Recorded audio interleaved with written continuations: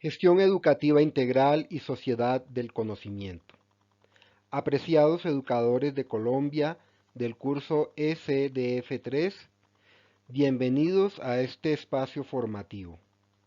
Nos encontramos avanzando en el segundo módulo de nuestro curso, en donde la gestión educativa integral ocupa un lugar privilegiado para entender los cambios y procesos que se están llevando a cabo en la educación colombiana. En este espacio formativo de la Universidad Nacional Abierta y a Distancia profundizaremos sobre algunos conceptos e ideas que hacen parte de la gestión educativa. Con ustedes el docente tutor Iván Alfonso Pinedo Cantillo de la Facultad de Ciencias de la Educación de la UNAD. Introducción. La sociedad del conocimiento constituye un nuevo paradigma epistemológico y social que afecta profundamente los modos de vida de las personas, los procesos educativos y la manera de entender el mundo en que vivimos en el siglo XXI. El conocimiento se convierte en la nueva riqueza de las naciones y la educación es el principal vehículo para alcanzar este nuevo modelo de sociedad. Y la gestión educativa integral se convierte en una herramienta privilegiada para mejorar la calidad de la educación y para fomentar mayores niveles de justicia social.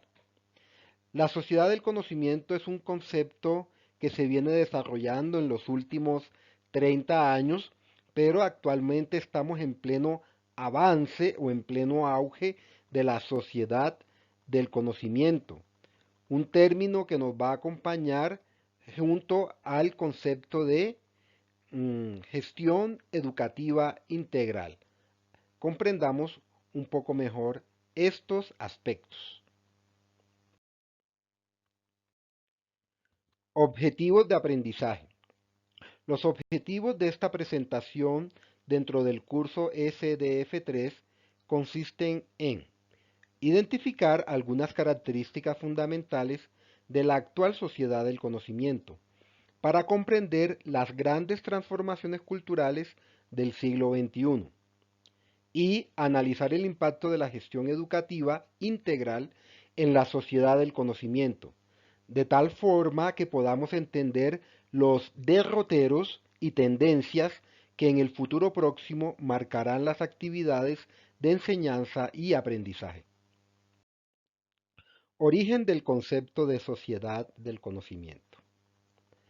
La sociedad del conocimiento es una idea que ya se venía desarrollando desde la década de los 90 del siglo pasado. Pero hay un momento importante que le da impulso a este concepto de sociedad del conocimiento, que fue el informe mundial de la UNESCO en el año 2005, que se tituló Hacia las sociedades del conocimiento.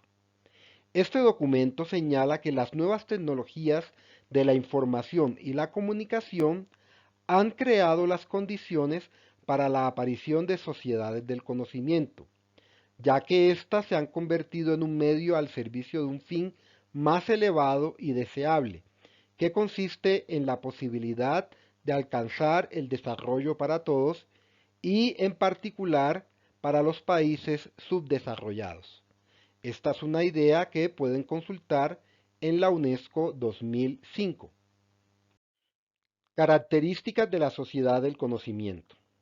En el contexto actual ampliamente marcado por los avances tecnológicos, la educación se enfrenta al desafío de la innovación en sus propuestas pedagógicas y didácticas, para dar respuesta a un cúmulo de demandas formativas de la denominada sociedad del conocimiento.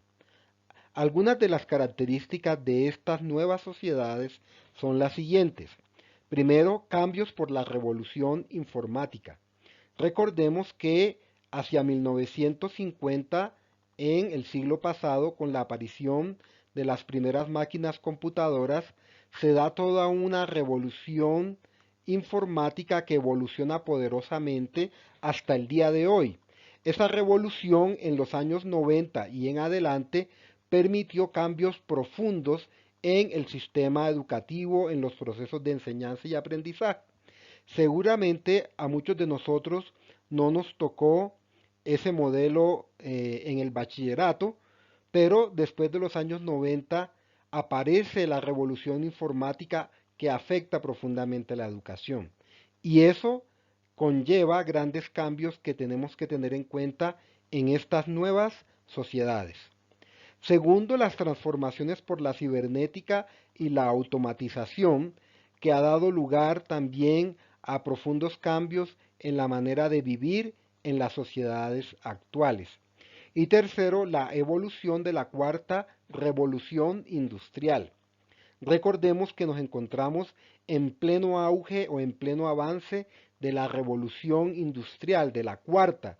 La primera fue en el siglo XIX, cuando apareció la máquina de vapor y empezó esa transformación de las máquinas en los empleos y en la producción que se pasa de algo manual a una producción a través de máquinas. Luego la segunda revolución industrial aparece con el advenimiento de máquinas funcionales, digamos los automóviles, con la aparición ya de la electricidad que empezó a transformar y a crear nuevas máquinas que le permitían o facilitaban el trabajo del ser humano. Todo eso ocurrió en la primera mitad del siglo XX. La tercera revolución industrial se da justamente con la aparición de las máquinas computadoras en la segunda mitad del siglo XX y la cuarta revolución está en marcha después del año 2000. Se habla que con el advenimiento del año 2000 y en adelante, estos 22 años que llevamos en marcha, estamos en la cuarta revolución industrial. Veamos con mayor detenimiento qué es eso de la sociedad del conocimiento. Según Peter Drucker, uno de los grandes ideólogos de este concepto, que escribió ya hace unos años un libro que se llama La sociedad postcapitalista, este autor plantea que el recurso básico de la sociedad que inicia el tercer milenio y que ya estamos en ella, no es ya el capital ni los recursos naturales, sino el conocimiento. Y se reconocen evidencias que la sociedad ha evolucionado de una sociedad industrial a una sociedad del conocimiento. En la sociedad postcapitalista hemos pasado de la industria y en la nueva riqueza de las naciones pasa a ser el conocimiento. Por eso es tan importante la educación para gestionar todo este nuevo ambiente social y cultural que estamos viviendo. Según Rojas, otro de los autores que está planteando esas temáticas hoy en día, nos dice que no basta con la información que está al alcance de la mayoría con las TICs, sino que el nuevo capital intelectual radica en la capacidad para transformar esa información a veces saturada e inconexa en conocimiento útil provechoso. Nosotros vemos que los estudiantes manejan mucha información, de hecho a veces demasiada información, pero manejar información no es equivalente a tener conocimiento, porque esa información hay que apropiársela, hay que procesarla y a partir de esa información crear nuevos conocimientos, nuevas visiones del mundo, de las cosas, de la educación, de la sociedad, etcétera, para transformar la vida humana. Entonces, ese es el núcleo de la sociedad del conocimiento. El saber se convierte en una riqueza y el que está por fuera del conocimiento, pues, digamos, estaría en una dimensión de pobreza en la sociedad del conocimiento.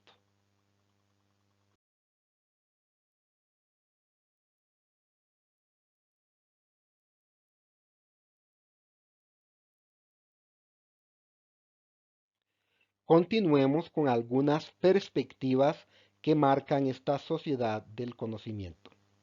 Resulta que con el advenimiento de la cibernética, la inteligencia artificial, la automatización y toda la digitalización que tenemos hoy en día, el conocimiento se duplica cada 73 días.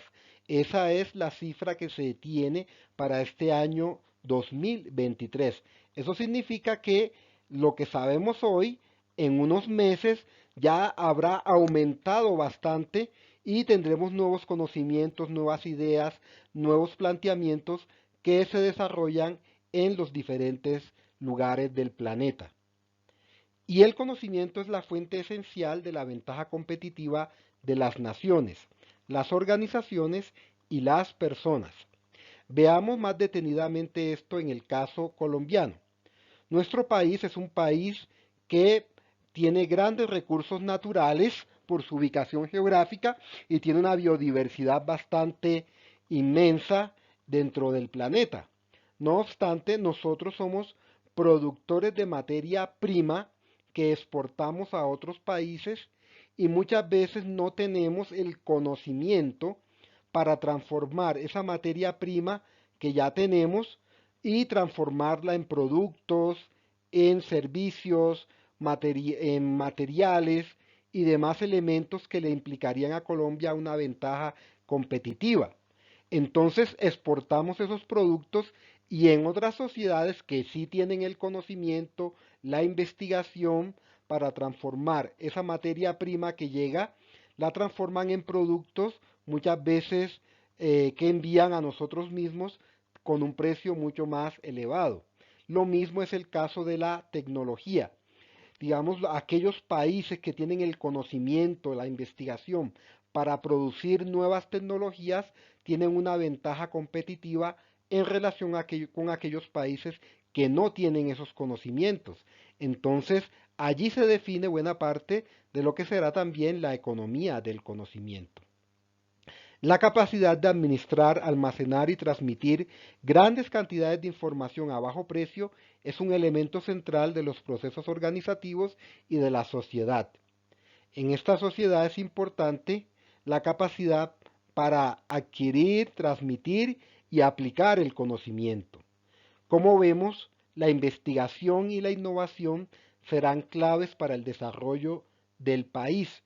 Por eso necesitamos un sistema educativo desde muy pequeños para que luego tengamos un sistema de investigación bastante robusto y el personal, el talento humano que pueda desarrollar esos nuevos conocimientos que la sociedad necesita.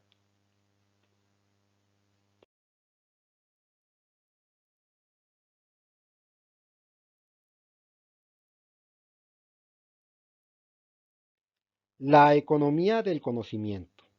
La sociedad del conocimiento también ha dado lugar a un concepto que se llama economía del conocimiento, en donde el desarrollo de muchos países está sujeto a la innovación, a los nuevos conocimientos que se aplican para crear nuevas tecnologías, nuevos bienes, servicios, productos y materiales. Hay algunos casos que son emblemáticos, como es el caso de Corea del Sur. Corea del Sur era un país que en la década de los años 50 pues tenía una seria dificultad económica por la guerra que sostuvo con Corea del Norte y el país quedó bastante destruido y afectado. Sin embargo, después de la guerra, en los gobiernos de esa época tomaron la determinación de formar a las personas, al talento humano, que era lo mejor que ellos tenían. Y después de un proceso educativo riguroso, planeado, muy bien organizado y con ayuda también de universidades de otros lugares del mundo, mandaron a estas personas a formarse y luego, en la década de los años 80 y 90, se empezó a ver el repunte de la economía de Corea del Sur. ¿Por qué? Porque las personas tenían el conocimiento para innovar, para investigar y desarrollar nuevos productos, ¿no? Como los automóviles Kia, Hyundai, como Samsung y una serie de empresas tecnológicas que hoy en día lideran en el mundo. Y como vemos, en el año 2023, Corea del Sur es una de las primeras economías del mundo basado en el conocimiento. Innovación en educación. La sociedad del conocimiento implica nuevos métodos, prácticas y comprensiones de los procesos de enseñanza y aprendizaje.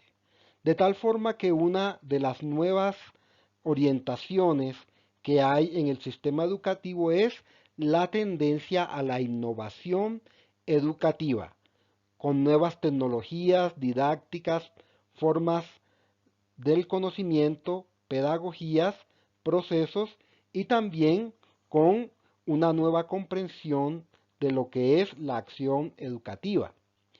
Seguramente a algunos de nosotros no nos tocó cuando estábamos en el colegio y tal vez en la universidad esta revolución educativa que se ha dado en la década de los 90, pero que cogió todavía más fuerza en la década del año 2000 en adelante y que hoy en día está en un pico bastante alto.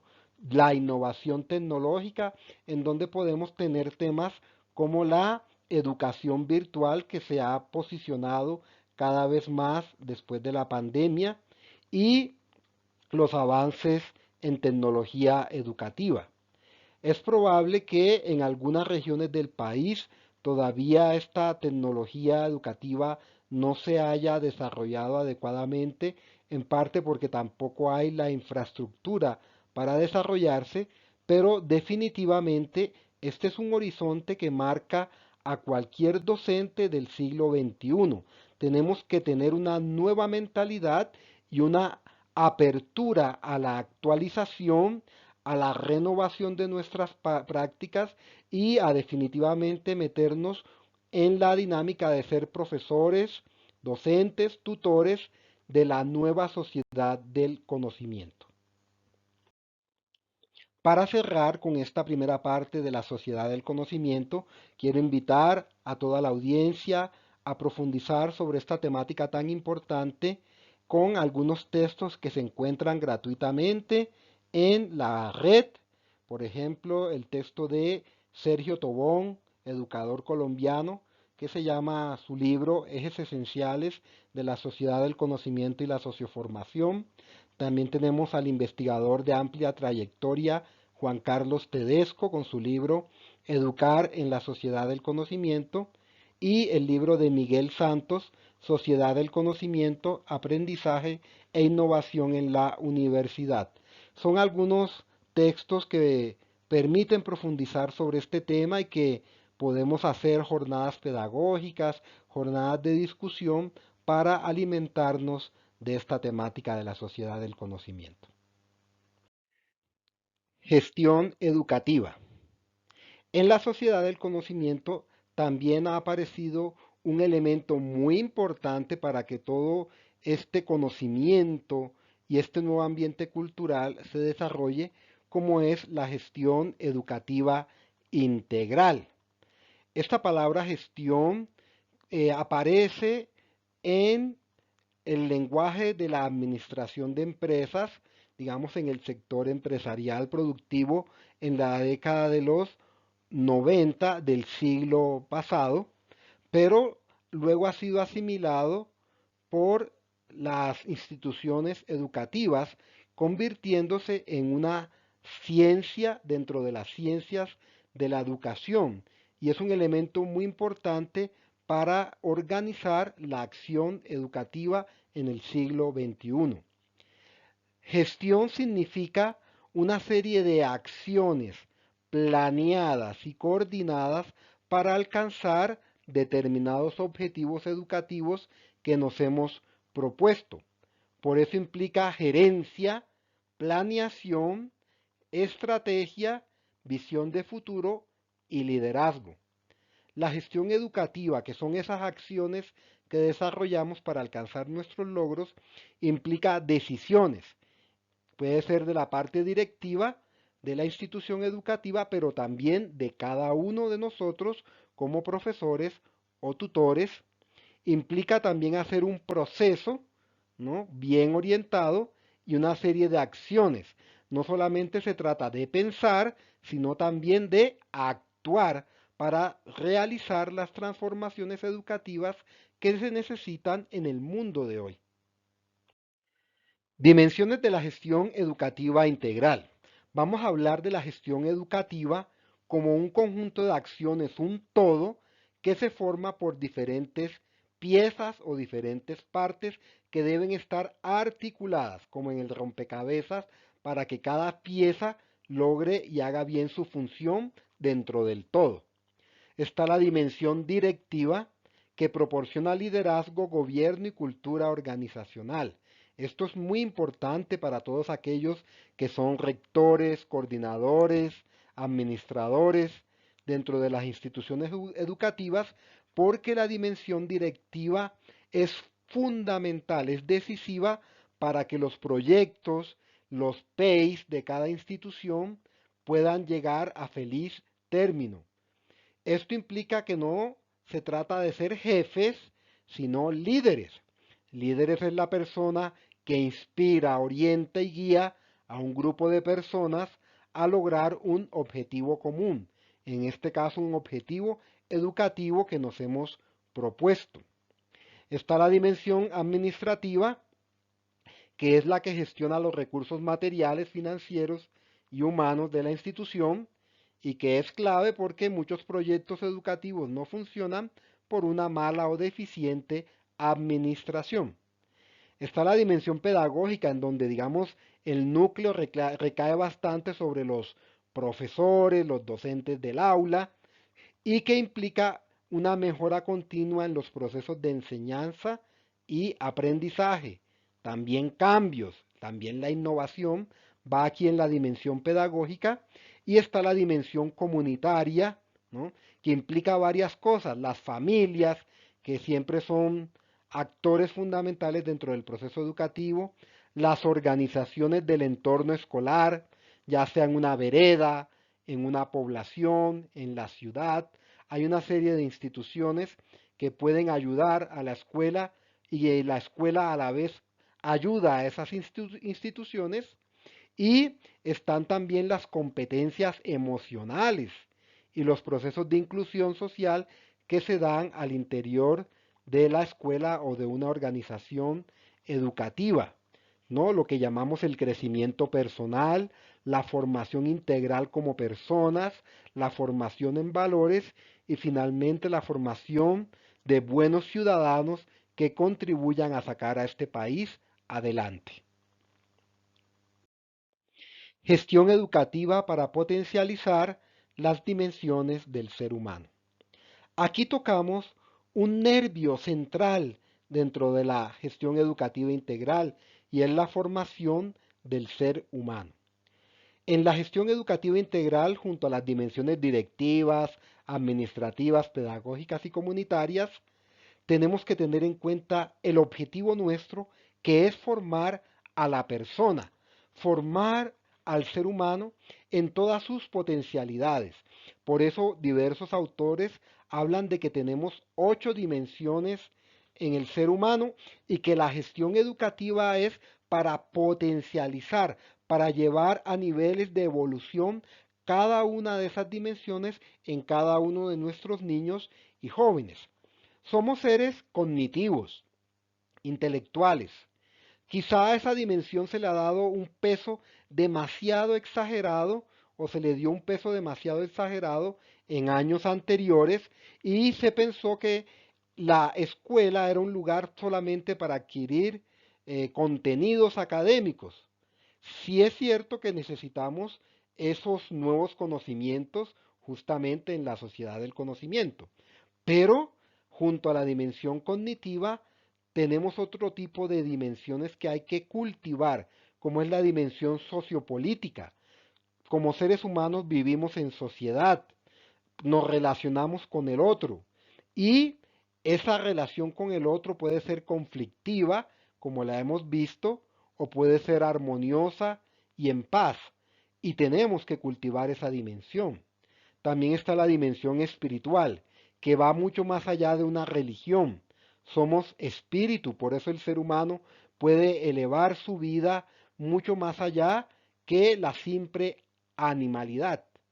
Y también tenemos la dimensión afectiva, que en el contexto del curso SDF3 es supremamente importante. Ahí es donde entran las competencias socioemocionales que durante mucho tiempo se descuidaron en el ser humano y por eso queremos recuperar la dimensión socioemocional que es decisiva para el crecimiento de la persona. Tenemos la dimensión física corporal, ¿no? También somos cuerpo, por eso la educación física y la actividad física y todo lo que es el cultivo sano del cuerpo. Y tenemos la dimensión comunicativa. Somos seres dotados de lenguaje y por eso la comunicación y el lenguaje es importante para el desarrollo de un ser humano. Tenemos la dimensión estética, que es fundamental para la creación de la belleza, el arte, la música, la danza, las artes plásticas, el teatro, todas esas creaciones que generan lo que se llama la cultura de un pueblo, se cultivan a través también de la dimensión estética. Y tenemos una dimensión que en este país definitivamente está muy por debajo de los niveles esperados, que es la dimensión ética, la capacidad para uno hacerse una visión adecuada del bien y del mal y tener una serie de valores que sustenten su vida personal y su vida en la comunidad. Esta dimensión que está en crisis, que cada día la vemos profundamente afectada por la violencia, la delincuencia en los diarios y en la vida cotidiana, es un reflejo de que está enferma, de que hay que levantar la dimensión ética en el ciudadano colombiano común y corriente. Entonces, ¿para qué es la gestión educativa integral? Para potencializar de manera organizada y planeada cada una de estas dimensiones. Gestión educativa integral. La gestión educativa supone visualizar la situación o el contexto de la institución y elaborar una estrategia y una serie de acciones para lograr los objetivos y las metas que se planteen dentro de un proyecto educativo. Las metas son esos puntos de llegada intermedios que conducen a la consecución final del objetivo. Y la estrategia es la manera o la forma como se van a lograr esas metas parciales y el objetivo final que se desea alcanzar. Supone también hacer una planificación muy importante de todo el proceso. El enfoque estratégico de la gestión escolar consiste en las acciones que despliega o desarrolla la institución para direccionar y planificar el desarrollo escolar, de acuerdo con una visión y misión precisas que tiene la institución y que es compartida por todos los actores, profesores, familias, directivos obviamente y estudiantes. Pero fundamentalmente la gestión educativa recae sobre los directivos y el profesorado de la institución. Eso implica tener una capacidad para definir la filosofía, los valores y los objetivos de la institución y para orientar las acciones de los distintos actores educativos para el logro de los objetivos. Los objetivos estratégicos. Dentro de la gestión educativa integral son de suma relevancia los objetivos estratégicos. Toda institución educativa o programa educativo debe plantearse unos objetivos que se desean alcanzar. Son el faro, el horizonte hacia el cual caminamos y nos orientan en el desarrollo de nuestras actividades. El propósito del establecimiento de objetivos es convertir los lineamientos de la visión estratégica y de la misión de la institución educativa en indicadores de desempeño específicos, en resultados y consecuencias que la organización desea lograr.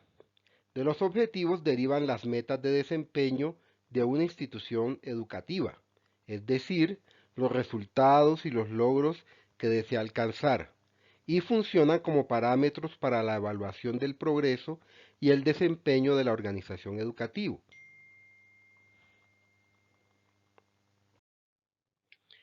El ciclo Deming en la gestión educativa integral, PHBA.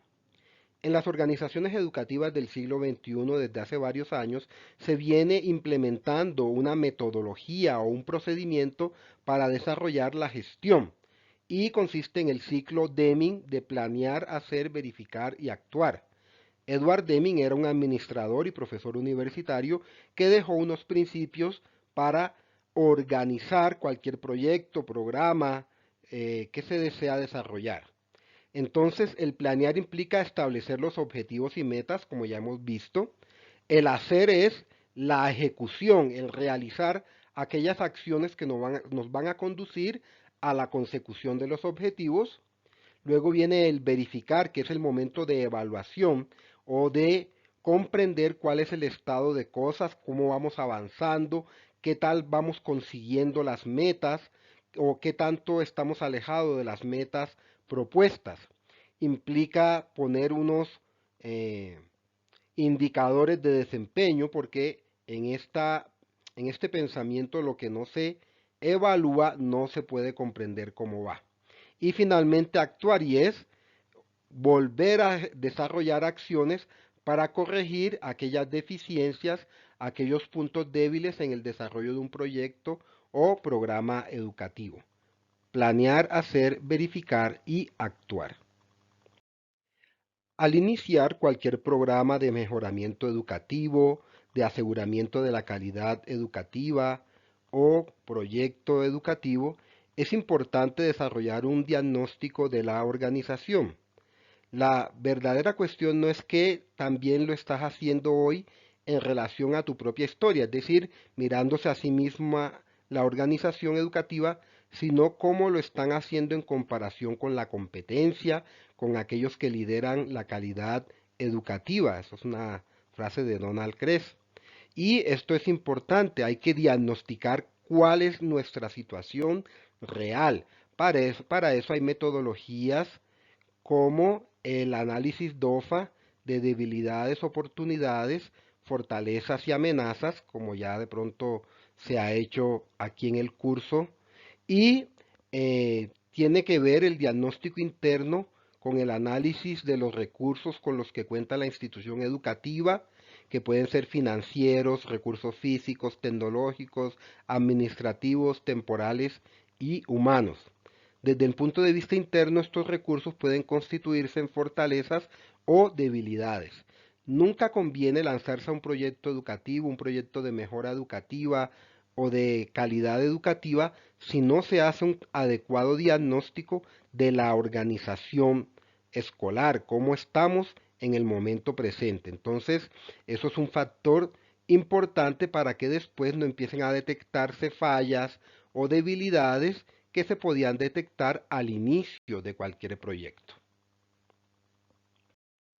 En el diagnóstico del entorno de la institución educativa se pueden detectar dos aspectos importantes. Uno, lo que se llama el macroambiente, que es ese entorno educativo que afecta a todas las organizaciones escolares de una determinada sociedad o de una determinada región geográfica.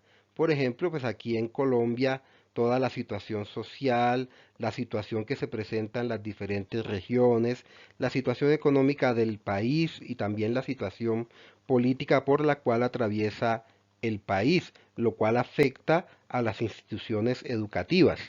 Y también ya está el microambiente específico que afecta a una organización escolar en concreto, o sea, de una manera más directa, digamos, lo que está pasando en una vereda, lo que está pasando en un barrio, si es una escuela urbana, lo que está pasando en una determinada región del país y que afecta considerablemente la situación de los niños, de los jóvenes, de los docentes que hacen parte de esa institución educativa. Pero siempre es importante tener en cuenta esos dos aspectos, los aspectos macro del entorno educativo y los aspectos más específicos o micros del entorno educativo. Ahora podemos hablar de los principios de la gestión educativa integral. Los principios son, o criterios que orientan la gestión educativa integral son aquellos aspectos, digamos, un poco más teóricos que orientan este deseo de cambio en las escuelas, universidades y demás organizaciones educativas. ¿Cuáles son esos criterios? Tenemos aquí la centralidad en lo pedagógico y se parte de la idea de que las escuelas son la unidad clave de organización de los sistemas educativos y que el trabajo nuclear o medular de las escuelas y del sistema mismo consiste en la generación de aprendizajes para todos los alumnos. Esto incluye la revisión de prácticas pedagógicas, la innovación en el currículo y el mejoramiento constante. Recordemos que estos son parámetros también de la actual sociedad del conocimiento. Hay que renovar las prácticas pedagógicas, hay que innovar en los métodos educativos y en el mejoramiento constante. Aquí también se incluyen las nuevas didácticas basadas, por ejemplo, en mecanismos de educación digital, en los mecanismos de educación virtual y demás innovaciones que trae la tecnología para el ámbito educativo. Continuando con estos principios de la gestión educativa integral, encontramos la reconfiguración de nuevas competencias. Ya vimos que estamos en la sociedad del conocimiento y que el mundo en los últimos 30 años se ha transformado considerablemente y por lo tanto necesitamos también preparar a los niños y jóvenes para ese mundo que viven a diario y que será también un mundo del futuro próximo. Esto supone la necesidad de que los diversos actores educativos posean los elementos indispensables para la comprensión de los nuevos procesos, oportunidades y soluciones para la diversidad de situaciones del mundo actual. Un claro ejemplo de estas nuevas competencias que no son estrictamente académicas como cuando se enseña una disciplina como matemática, física, química o idiomas, sino que son competencias que afectan el mundo emocional, que es determinante en el presente y futuro de las personas. Por ejemplo, las competencias socioemocionales y las competencias ciudadanas, porque se necesita crear un nuevo modelo de humanidad, un modelo de humanidad que piense en el otro, en donde el otro cuente, donde el otro sea importante y donde se vuelva a reconstruir los lazos sociales que se han perdido por la violencia, la guerra, la delincuencia y otra serie de factores sociales que impactan poderosamente el mundo educativo. Continuando con estos principios de la gestión educativa integral, encontramos ahora el desarrollo de las competencias socioemocionales, aspecto nuclear en este curso formativo que estamos desarrollando. Durante mucho tiempo se insistió en que el ser humano era un animal racional. Bueno, eso viene desde Aristóteles y se pensó que lo importante era formar en la razón, la resolución de problemas, la lógica, la memoria, etcétera, como habilidades importantísimas de la razón. Pero hoy en día los desarrollos teóricos, las nuevas investigaciones ponen el dedo en las competencias socioemocionales o en la dimensión emocional del ser humano que también nos configura tanto como la dimensión racional. Somos seres racionales y seres emocionales. Y las emociones funcionan durante todo el día. Desde que nos levantamos a muy temprana hora en la mañana, empezamos a tener emociones de alegría, de tristeza, de sorpresa. Depende lo que suceda en el hogar o en el punto de partida donde arrancamos el día y a lo largo de todo el día con los amigos, con los compañeros, los profesores, tenemos una serie de situaciones socioemocionales que nos pueden afectar positiva o negativamente en la relación con los demás. Las competencias socioemocionales centran la mirada en el desarrollo que tenemos con las demás personas, en las interrelaciones, en la manera como nos comportamos con las demás personas. Por eso son tan importantes para la vida en sociedad y para la convivencia ciudadana. Entonces, Hay diferentes tipos de habilidades socioemocionales que deben ser formadas, que deben ser orientadas. Un niño, un joven y nosotros mismos como adultos podemos orientar y formarnos en nuestras competencias socioemocionales. Hay diversos autores que han planteado cuáles son las competencias socioemocionales. Algunos hablan de 20, bueno, otros de más competencias, pero podemos, digamos, hablar de algunas de ellas que son importantes, como por ejemplo la autorregulación emocional, la capacidad para que un individuo pueda controlar sus emociones y no dejar que estallen o que circulen totalmente libremente porque pueden afectar la vida de otras personas. Por eso la riña, los conflictos, los disgustos en un salón de clase, etcétera, cuando no hay una autorregulación emocional. También tenemos el trabajo en equipo, que se considera una parte de las competencias socioemocionales, para dialogar, negociar, ceder, participar, liderar en un equipo. Y también tenemos la empatía, que es esa capacidad para ponerse en la situación del otro, en los problemas del otro, en la perspectiva del otro. Eso hoy en día se considera fundamental, la empatía, y de manera más profunda la compasión, que es la capacidad para asumir y comprender el dolor o el sufrimiento ajeno. Es la salida frente a la indiferencia que a veces nos afecta tanto. La compasión es la apertura hacia el sufrimiento del otro para buscarle una solución, un alivio o un apoyo a ese sufrimiento ajeno. También tenemos el liderazgo, que implica mucho esa capacidad para convocar a muchas personas para conseguir un objetivo común.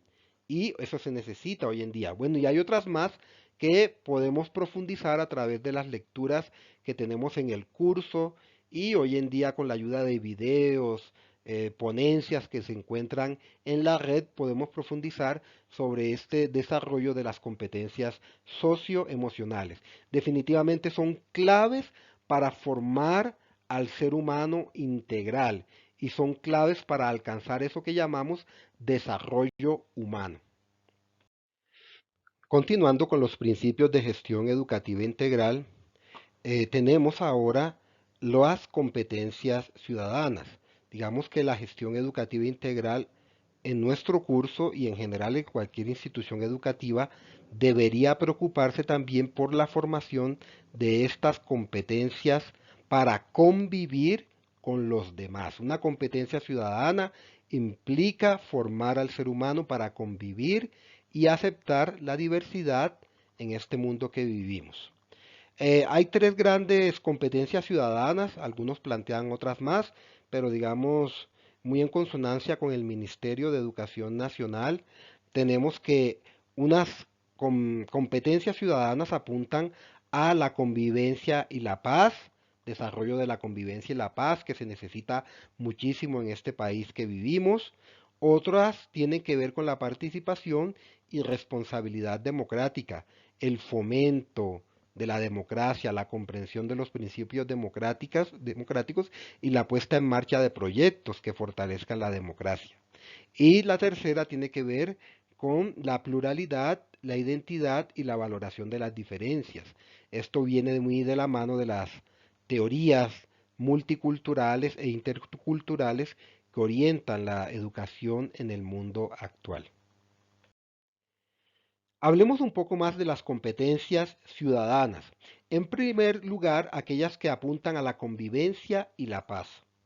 En un país como Colombia, que ha sufrido más de 60 años de conflicto ocasionado por diferentes actores, es necesario y urgente formar, orientar a los niños jóvenes y también a nosotros mismos como adultos en una serie de competencias que permitan resolver pacíficamente los conflictos, las diferencias y permitan generar condiciones para vivir en paz y en armonía con los demás ciudadanos. Esto implica las competencias ciudadanas también crear una serie de condiciones para la justicia social, pues no solamente se trata de ausencia del conflicto o que se suspenda la guerra, sino que también se creen condiciones que acaben con la pobreza, con el hambre, con el desempleo, con la falta de educación, la falta de calidad educativa, para que teniendo en cuenta estos factores se pueda en el presente y también en el futuro de nuestro país alcanzar una convivencia digna, una convivencia donde todos quepamos en Colombia, que es la casa de todos. Hablemos de las competencias ciudadanas para fomentar la pluralidad, la identidad y la valoración de las diferencias. Sabemos que el mundo ha cambiado a causa de fenómenos como la globalización cultural, política y económica, también por los cambios en la comunicación mediada por nuevas tecnologías y por otros fenómenos como la migración, el movimiento de ciudadanos de un país a otro, y esa es la nueva realidad que tenemos. Y debemos formar, orientar a los niños y jóvenes para que podamos vivir y convivir en medio de esas diferencias y esa pluralidad y multiculturalidad que hace parte del mundo de hoy. Por ejemplo, nuestro propio país, Colombia, es un país multicultural de muchas regiones con diferentes arraigos culturales, pero eso no puede ser un impedimento para reconocer la identidad del otro, para reconocer los valores culturales del otro y juntos construir un proyecto de nación llamado Colombia, para que podamos compartir y buscar siempre una convivencia en dignidad y en paz. De tal forma que hoy en día esta formación en competencias ciudadanas para la pluralidad implica también conocer y profundizar de una manera también teórica todo este fenómeno del multiculturalismo, las teorías multiculturalistas, pero también llevarlas a lo concreto, al aula de clase, a las diferencias que existen en el país para que juntos podamos comprender que podemos vivir con diferentes horizontes, pero bajo el mismo cielo, en paz y en dignidad. En el tercer grupo de competencias ciudadanas encontramos aquellas que apuntan a la participación y responsabilidad democrática. La democracia es un sistema político y social que requiere que todos los ciudadanos hagan parte de ella para que funcione adecuadamente. Esto implica diversos elementos en su formación. Primero, la formación política, quizá es un poco la más conocida en los colegios, también en universidades, y es que los estudiantes y nosotros como docentes podamos comprender cómo es la estructura política democrática de nuestra sociedad, comprender los principios políticos constitucionales, la manera como podemos tener derechos y también deberes en la democracia. Pero también implica que las personas comprendan que la responsabilidad democrática va más allá del acto de votar. El voto para elegir nuestros representantes es importante y fundamental dentro de las democracias actuales, pero la democracia también se construye cada día cuando cada ciudadano se apropia y cuida de aquellos elementos que hacen parte de la democracia, el cuidado del espacio público, la participación en el debate ciudadano para mejorar las condiciones de vida de las personas, la exigencia a la clase política para que cumplan a cabalidad sus funciones y velen por el desarrollo de todo el país y particularmente de aquellos que son menos favorecidos de la sociedad. Entonces la democracia es una gran participación de todos, es un sistema que lo construimos todos y todos podemos aportar para que efectivamente funcione. Y si no está funcionando adecuadamente, exijamos los cambios que se necesitan. ¿Para qué? Para que podamos vivir en dignidad, en paz y en justicia social. Hay otros factores formativos que ayudan a que la gestión educativa integral realmente posibilite la educación de nuevos ciudadanos, como es el trabajo en equipo. Sabemos que hoy en día las empresas, las instituciones del sector productivo insisten mucho en el trabajo en equipo como un elemento que también ayuda a consolidar los vínculos con el otro y potencia las capacidades individuales que cada uno tiene. Cuando uno tiene una capacidad individual y la pone al servicio de un equipo, eso se potencializa, crece y se pueden lograr mejores objetivos que trabajando individualmente o de manera solitaria. Definitivamente el trabajo en equipo se considera hoy en día una de las grandes competencias que todo ciudadano debería desarrollar. Otra competencia importante en el mundo educativo de hoy es la apertura al aprendizaje y a la innovación. Esto recae bastante en los actores educativos como son directivos, docentes, orientadores y coorientadores, porque se necesita el cambio, la innovación en nuestra manera de pensar y de actuar para alcanzar los objetivos misionales de una organización educativa, de un colegio, una escuela o cualquier otro lugar en donde nos encontremos. Esto significa que hay que romper inercias y barreras. A veces encontramos cierta resistencia al cambio, en parte por el, digamos, no manejo de las nuevas tecnologías digitales, los nuevos mecanismos de educación digital. Entonces, de pronto, cuando no manejamos estas nuevas tecnologías, tampoco nos abrimos mucho al cambio. Pero definitivamente el mundo de hoy exige apertura e innovación. Obviamente no se trata de innovación porque sí o sin sentido o porque nos obligan, sino que buscamos la innovación para renovar nuestras prácticas pedagógicas, nuestras prácticas educativas, nuestra manera de evaluar y en general nuestra manera de pensar como docentes.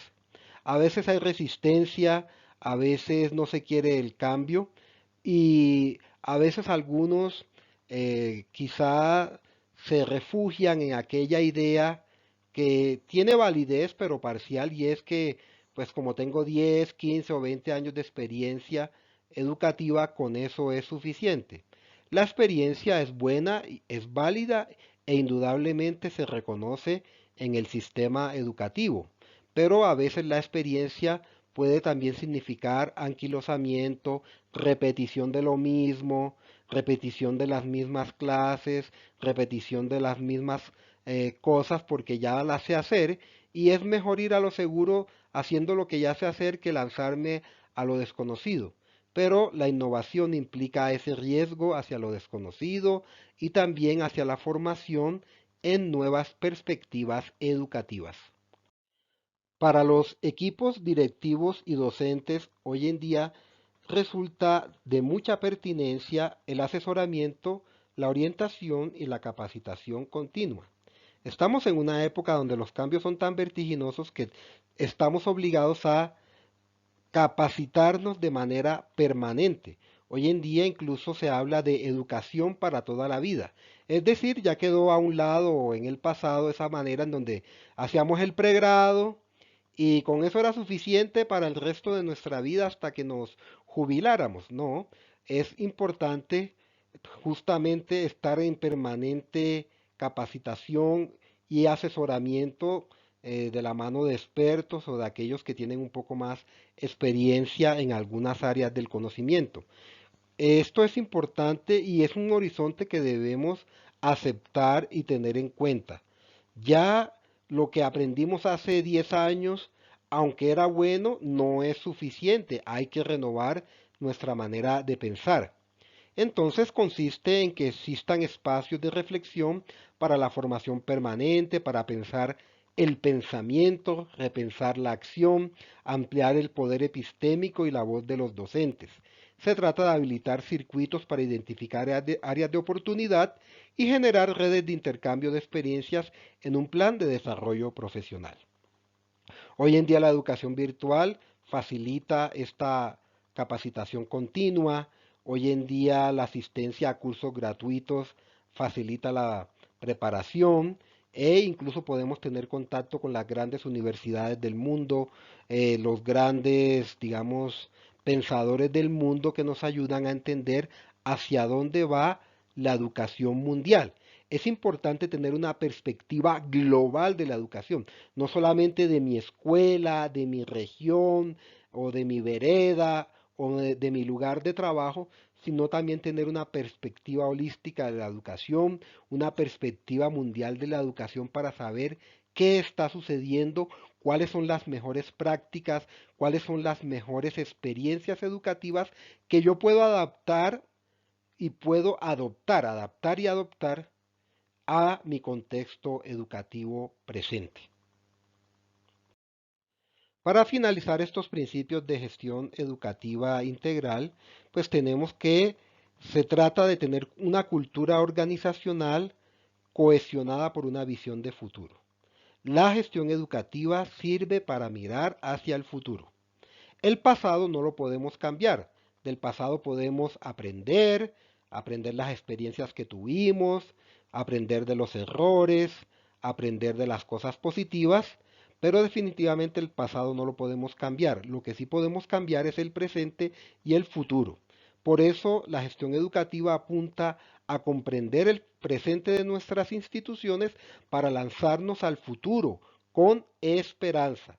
Todo el que se mete, el que hace parte de la profesión docente, es una persona que trabaja con principios de esperanza. Esperanza en un país mejor, esperanza en una mejor sociedad, esperanza en mejores seres humanos.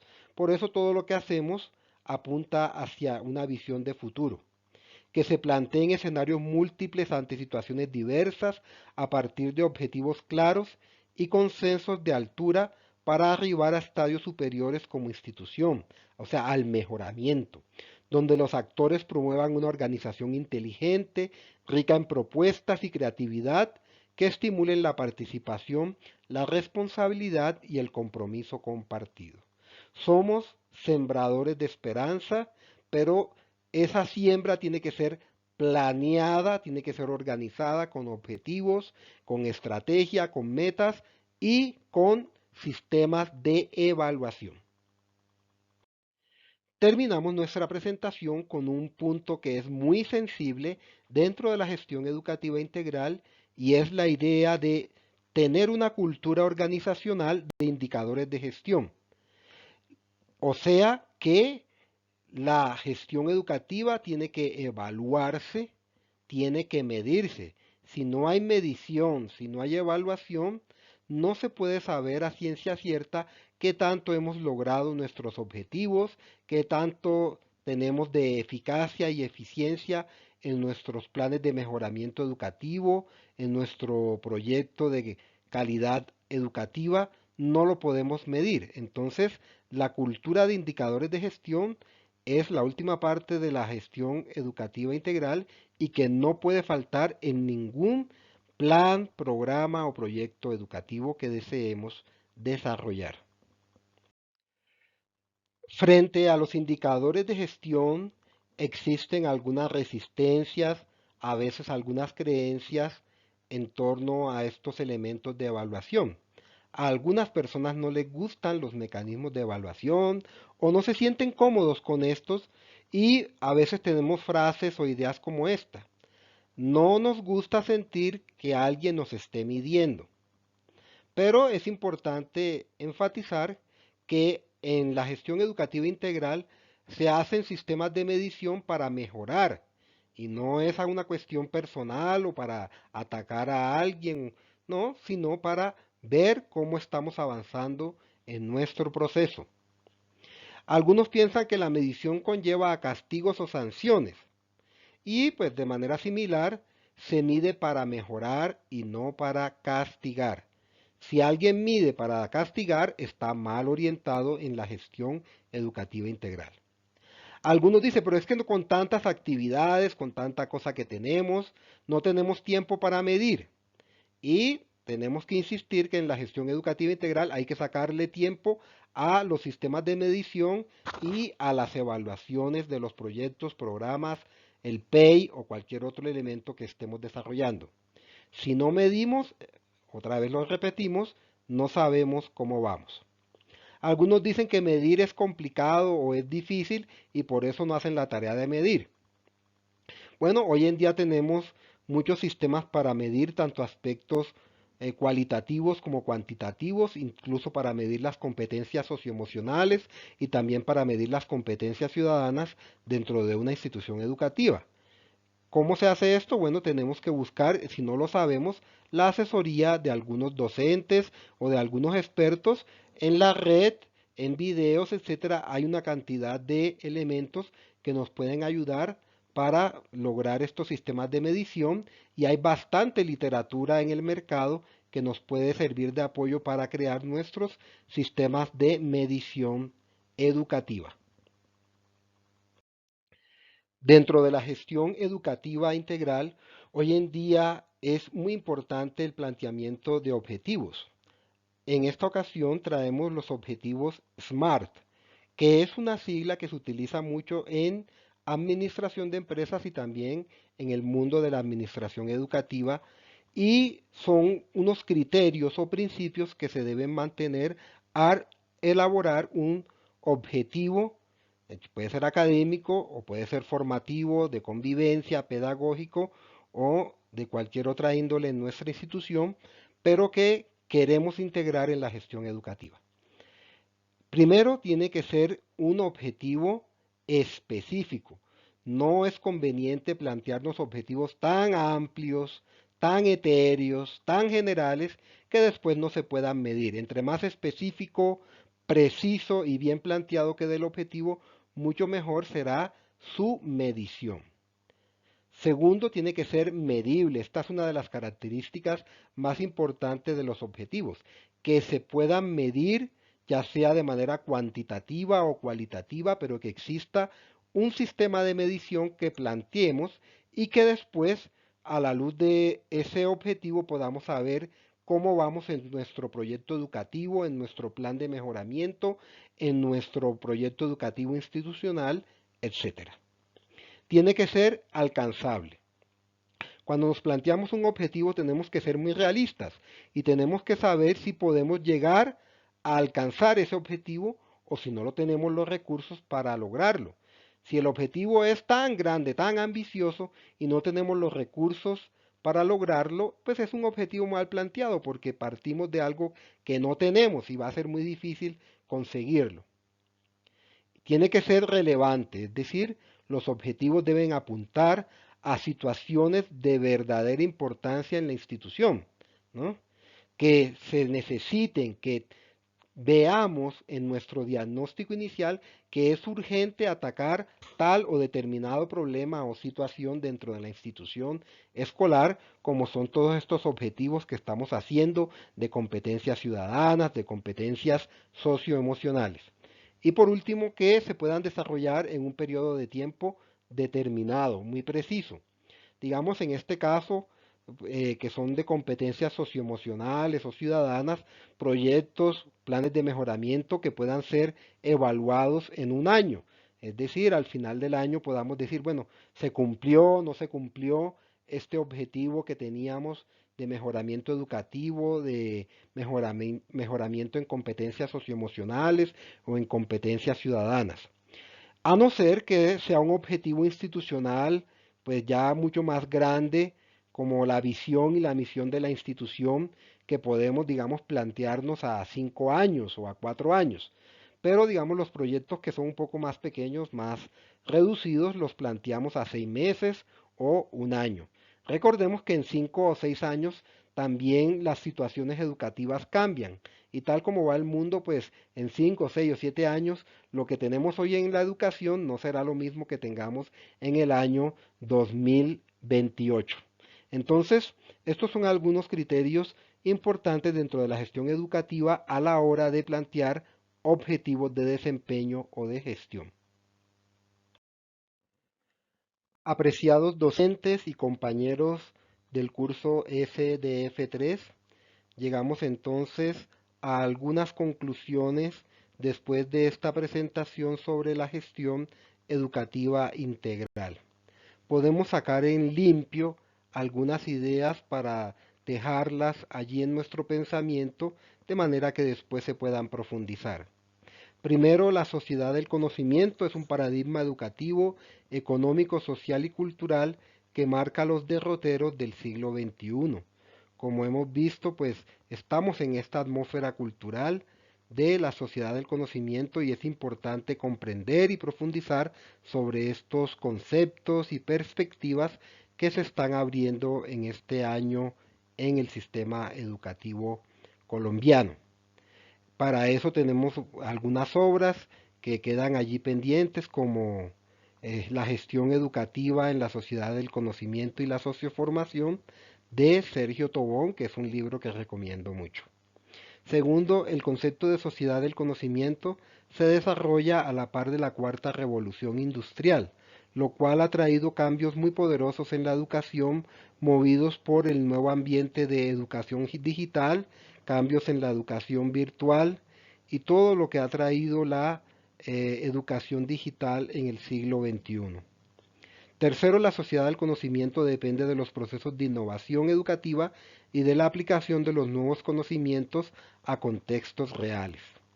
Recordemos que los planes de mejoramiento que queremos desarrollar tienen que estar sustentados y necesitamos actualizarnos para innovar e incluso para innovar en la formación socioemocional y de competencias ciudadanas.